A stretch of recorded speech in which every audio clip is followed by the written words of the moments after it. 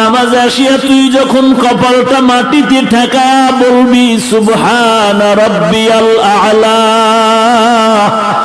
আমি আল্লাহ তোর জিন্দেগীর সব গুনাহগুলো মাফ করে দিব রে গোলাম।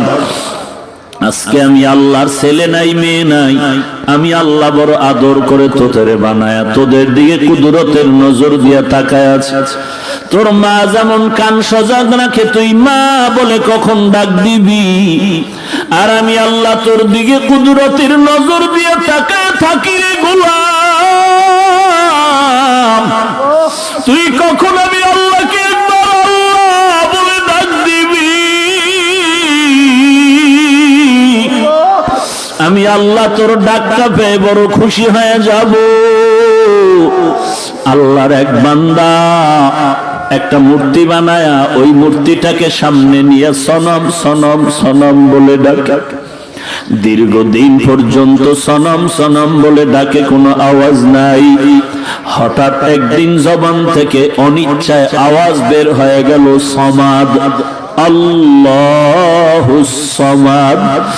আওয়াজটা বের হওয়া মাত্র গাইবি আওয়াজ আসলো, লাব্বাইকা ইয়া আবদি।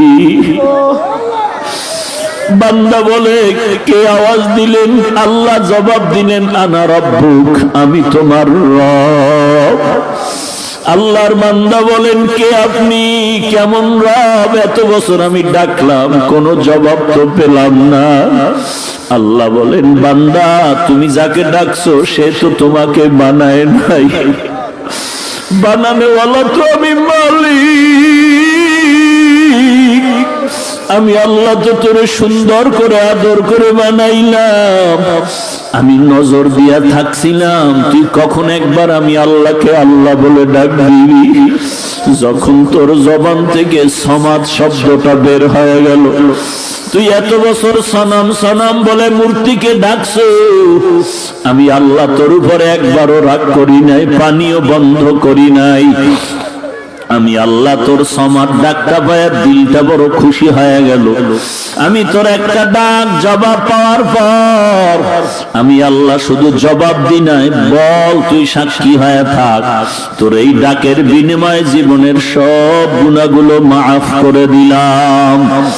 ওই আল্লাহর বান্দা ডাক দিয়া কয়, রে গোলাম, তুমি 100 জবাই করিয়া হত্যা করিয়াও যদি মানুষের বিদায় দাও, আল্লাহ তো দয়াময়। আল্লাহ বলেন, লা তাকনাতু মির রাহমাতিল্লাহ। যখন বান্দা আল্লাহর রহমতের দরজায় এসে ক্ষমা চাইবা, পাহাড় সমপরিমাণ গুনাহ আল্লাহ মাফ করে দিবেন। এইবার বলে, তাহলে আমার মাফের কি পদ্ধতি? বলে, তুমি তওবা করো, একজন খাঁটি আল্লাহওয়ালার দরবারে যাও। বলে, এমন একজন খাঁটি আল্লাহওয়ালা কোথায় পাই? কোথায়? বলে, আল্লাহওয়ালাদের মজলিসে গিয়া বসো, দেখো আল্লাহওয়ালাদের মজলিস কোথায় পাওয়া যায়, আল্লাহওয়ালাদের কোরআন সুন্নাহর কথার মজলিস কোথায় পাওয়া যায়। আল্লাহর বান্দা ঠিকানা নিল, অমুক এলাকায় কোরআনের বয়ান চলে, আল্লাহওয়ালাদের বয়ান চলে। আল্লাহর বান্দা ওখানে রওনা হয়ে গেল। আল্লাহর বান্দা রওনা হইয়া সামন দিকে যায়। ঘরের থেকে বের হয়ে কিছু দূর যাওয়া মাত্রই আজরাইল আলাইহিস সালাম হাজির হয়ে গেল। তার জানটা নিয়ে গেল, রূহ কবজ হয়ে গেল, জায়গায় পড়ে রইল। এখন বেহেশতের ফিরিশতারা, জাহান্নামের ফিরিশতারাও এসে হাজির হয়ে গেল। জান্নাতের ফেরেশতারা বান্দার রূহটাকে নিয়ে জান্নাতে নিতে চায়। কারণটা কি? বলে, বান্দা তওবা করার জন্য আল্লাহ ওয়ালাদের মজলিসে দরবারে রওনা হয়েছে। জাহান্নামের ফেরেশতারা বলে, না একে জাহান্নামের দিকে নিয়ে যাব, জীবনে গুনাহ কম করে নাই, আর তওবার নিয়ত করেছে, এখনো তো তওবা করতে পারে নাই। আল্লাহ পাক রব্বুল আলামিন কুদরতের নজর দিয়ে তামাশা দেখতেছেন। ফয়সালার জন্য আল্লাহ জিবরাইল আমিনকে পাঠিয়ে দিলেন। ও জিবরাইল, গিয়া সমাধান করে দাও, আমার ওই যুবক বান্দাটা যেখানে ইন্তেকাল করেছে ওখান থেকে তার বাড়ির জায়গা কাছে নাকি আল্লাহ ওয়ালাদের মজলিস বা দরবার কাছে? কিতাবের মধ্যে লেখে, ওই বান্দা যেখানে ইন্তেকাল করলো সেখান থেকে তার বাড়ি কাছে, আল্লাহ ওয়ালাদের মজলিস দূরে। আল্লাহ পাক রব্বুল আলামিন যেহেতু বড় রহমান, আল্লাহ পাক হলেন বড় গফফার, আল্লাহ তাআলা কুদরতি ভাবে বাড়ির জায়গাটা দূর করিয়া আল্লাহওয়ালার মজলিসটাকে কাছে করে দিলেন।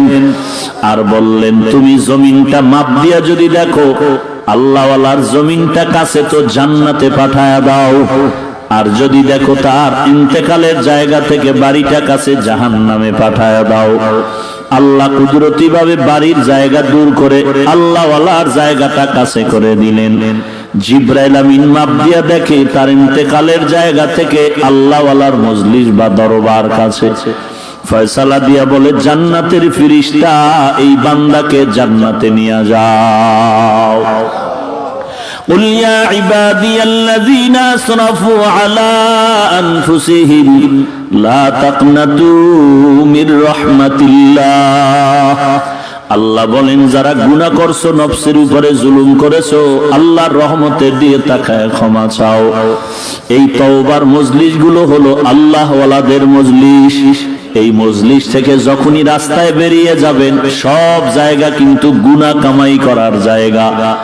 দোকানে বসবেন, অনর্থক কথা হবে গুনাহ, বেগানার দিকে নজর হবে গুনাহ, কিন্তু এই প্যান্ডেলে যতক্ষণ থাকবেন গুনাহ তো হবেই না, বরং সওয়াব লেখা হবে।